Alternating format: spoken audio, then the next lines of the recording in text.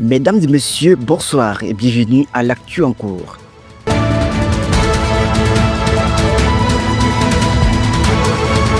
Après la publication des résultats provisoires des élections législatives par la Commission électorale nationale autonome, la Cour constitutionnelle a procédé ce lundi 19 janvier 2026 à la proclamation des résultats définitifs.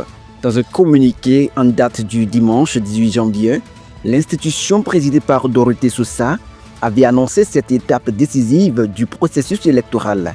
Les résultats définitifs rendus publics ce jour confirment ceux provisoirement annoncés par la Sénat. Ainsi, l'Union progressiste Le Renouveau obtient 60 sièges à l'Assemblée nationale, dont 44 hommes et 16 femmes, tandis que le Bloc républicain totalise 49 sièges, répartis entre 41 hommes et 8 femmes. Tomber les armes à la main pour la défense des institutions républicaines, le quartier maître Dodou Jean-Baptiste a reçu ce samedi 17 janvier les hommages de la nation.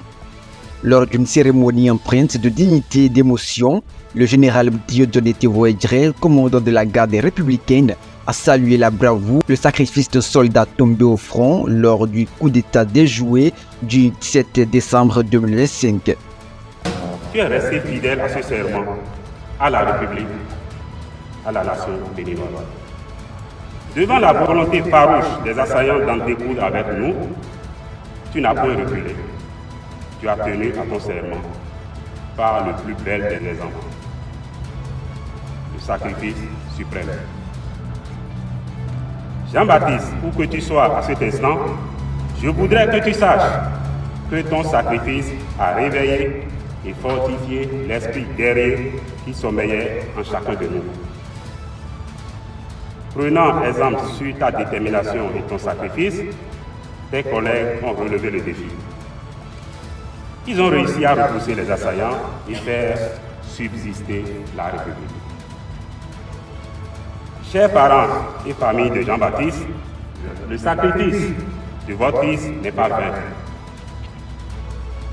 Il est la raison pour laquelle notre drapeau tricolore, vert, jaune, rouge, flotte encore fièrement au-dessus de nos têtes.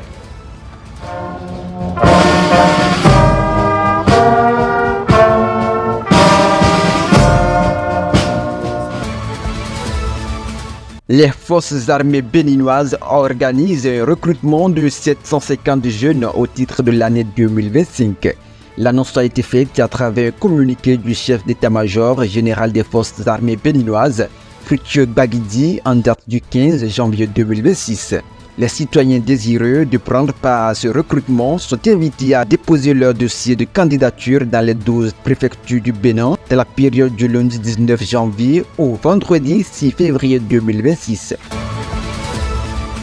Page sport pour boucler ce tour d'information au terme d'une finale électrique et âprement disputée, marquée par des tensions entre joueurs et décisions arbitrales contestées.